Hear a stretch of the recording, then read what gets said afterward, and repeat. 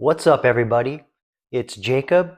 Thanks for joining me on this week's channel update. I do this every Sunday for my loyal viewers and fellow content creators.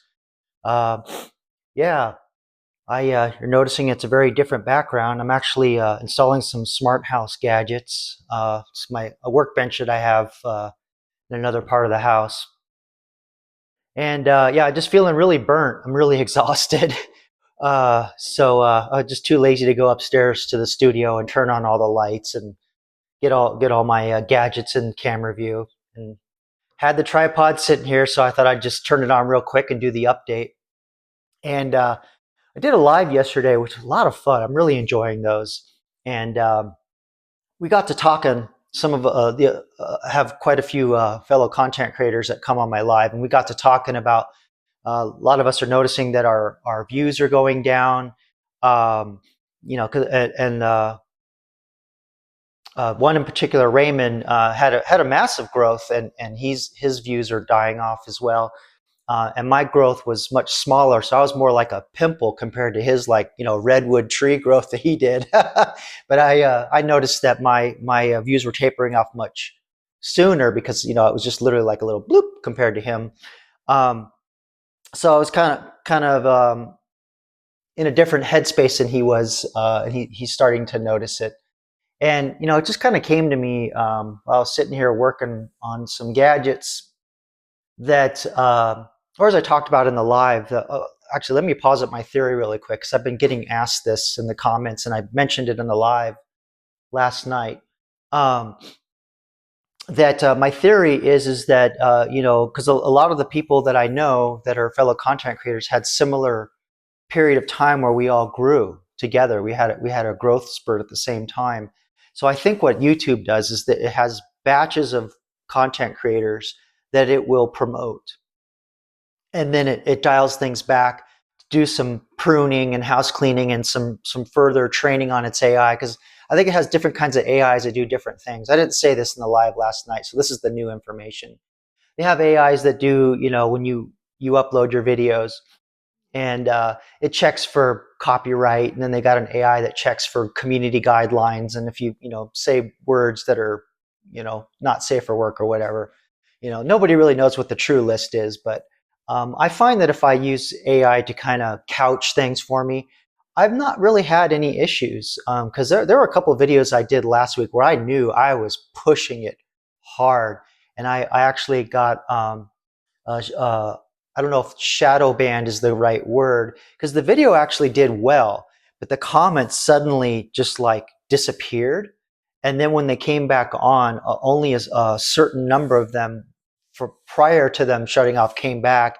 And then there was like a certain tone to the ones that came after that were more tempered. So they've got different AIs that do different things, is my point. And the AI that I have a theory about is when the views drop off, they're actually looking at your subscribers and their viewing habits. And, at scale, that's a lot of processing power. That takes a lot of time and a lot of effort to do that, because you got to remember the end goal of YouTube is to get eyeballs to stay watching your content as long as possible. So if they know more about what your viewers are watching, they can make a final determination, how many of your subscribers are really actually, maybe you just got good with one video, got them interested, or maybe, these are habitual viewers and all the other stuff that they watch. So I think what YouTube does too is they scrub out some of your subscribers, because you always hear the stories of like,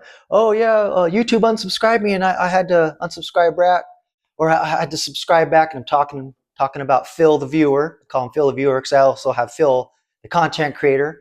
That's another fellow content creator who's, I kind of look at him as my mentor. I've mentioned him a few times. But the idea is that, where I've mentioned in past updates where there's this oscillation around plateaus of subscriber numbers. So for a while, the plateau was 1,945, and now it's dropped down to 1,939. So it's kind of in this range where the views are oscillating between those two values for whatever reason. So yeah, I think that's just YouTube. It has some larger process that it's doing, and it's passed me off to this other set of AIs that are doing that thing and getting ready to push all of us that kind of grew together again to a next growth spurt. So that's my theory anyway. Could be totally wrong, but that's just my idea of it.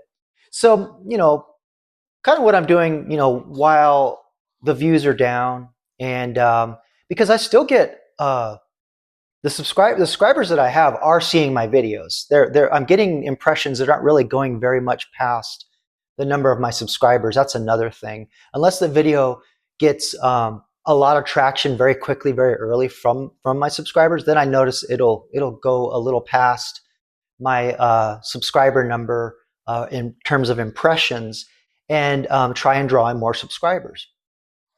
So yeah, I think that's just the AI trying to optimize for its advertising. Because again, that's the business that YouTube is in, is to sell advertising. That's really what it ultimately boils down to. So while things are down, my idea is that this is the big opportunity for me to up my game, right? So I'm setting up my studio to do some other content things. I've been talking about the chatbot debates, getting very close to a point to where I can record those in a way that's the quality is where it's acceptable, I think, to release on video. Just have one sound issue I got to work out. Not a huge deal. Just waiting for the equipment. Then run some tests. Still a little bit of training to do. And then there's once I prove that, I'm going to actually integrate the chatbots into the actual OBS platform, so that I won't have to record the phones. But that takes a lot more equipment, much more powerful computer. It's not going to be cheap, and I don't have a job right now, so I don't want to be spending too much money on something that's not really giving me a return on my investment yet. But I mean, career-wise, it will. But right now, I think of recording the chatbots and integrating stuff into OBS. There are plenty of stuff that I can do before I really start to need the hardware. Because the idea with the hardware, a dedicated computer, then I can do real-time voice generation, so I can have the characters animated in real time, reacting to me and the viewers in the chat. But also having there's some network communications and some other things that I got that I have to work out. That will require and also some audio engineering equipment to mix things together in a way so that it's easier for OBS to process things. But yeah, a lot of things that I want to do in real time. It takes processing power to do that, and the technology's there. And I've been finding a lot of it, and most of it is not on the web. A lot of it's stuff you have to run on your own hardware. And entry level, this is how big this is, guys. Entry level, that hardware ranges anywhere, depending on how much I want to do off the bat, ranges from 6 to 10 grand.